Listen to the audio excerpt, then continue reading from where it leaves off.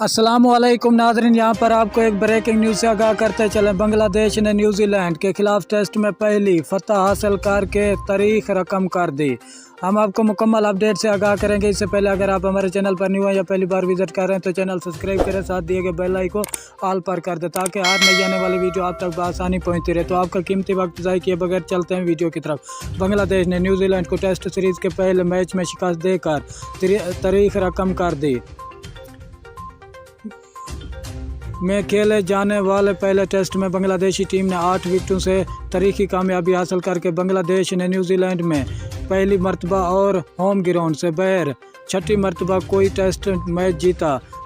मावन मंगोई टेस्ट में फतह बांग्लादेश के लिए इसलिए भी ख़ास है क्योंकि इन्हें ये जीत के खिलाफ टेस्ट में पहली बार हासिल है। तारीख का बदतरीन बांग्लादेशी खिलाड़ी सोशल मीडिया पर मजाक बन गए। न्यूजीलैंड टीम का आइंदा साल पाकिस्तान के दौरे का ऐलान। बांग्लादेश ने पहले टेस्ट में 40 रन का हदफ 2 विकेट के नुकसान पर हासिल किया। बॉलर इबादत हुसैन ने दूसरी इनिंग में 6 खिलाड़ियों को आउट किया। शुक्रिया नाज़रीन, हमारी वीडियो देखने का। मिलते हैं नेक्स्ट वीडियो।